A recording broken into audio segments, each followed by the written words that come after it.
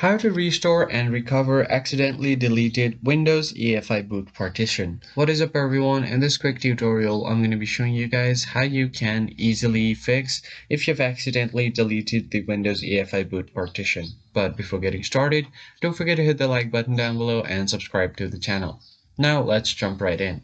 So you should see something like this on your screen. You'll have to press on next, and then you will be taken to this page. Now you'll just have to click on repair your computer and this option will show up. You just have to head over to troubleshoot, and then from there you just click on advanced option, and once you have done that, you are just going to go ahead and open up the command prompt.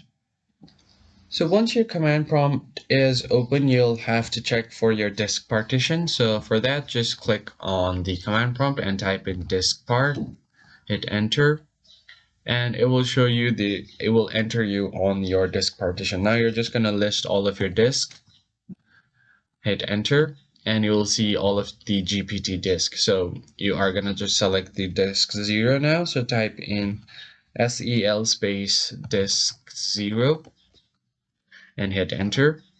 Now the disk 0 has been selected, so you are going to list its volume and see what is available. So it will show you all of your EPS volume and then the FAT partition.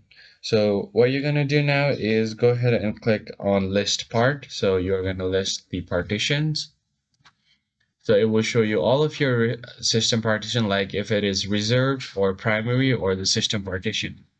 Then you are going to go ahead and create a disk part for size 1024 MB. So it will create a new 1 GB disk for you. So just type in create part EFI. You don't have to worry, you'll find all of these commands on the description. So now you're going to click size equals 1024 and then hit enter. Now it will create a new partition on your disk.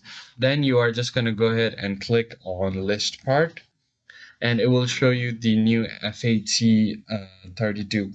So you are going to format it. So type in format fs equals FAT32 and then space quick, hit enter, and it will format your disk. Now you are going to assign a letter to this disk, so just go ahead and type in assign letter equals M. Now the new letter will be assigned. Now you can just exit the disk, and then you can normally restart your computer. I hope you found this tutorial helpful. I'll catch you guys on the next one.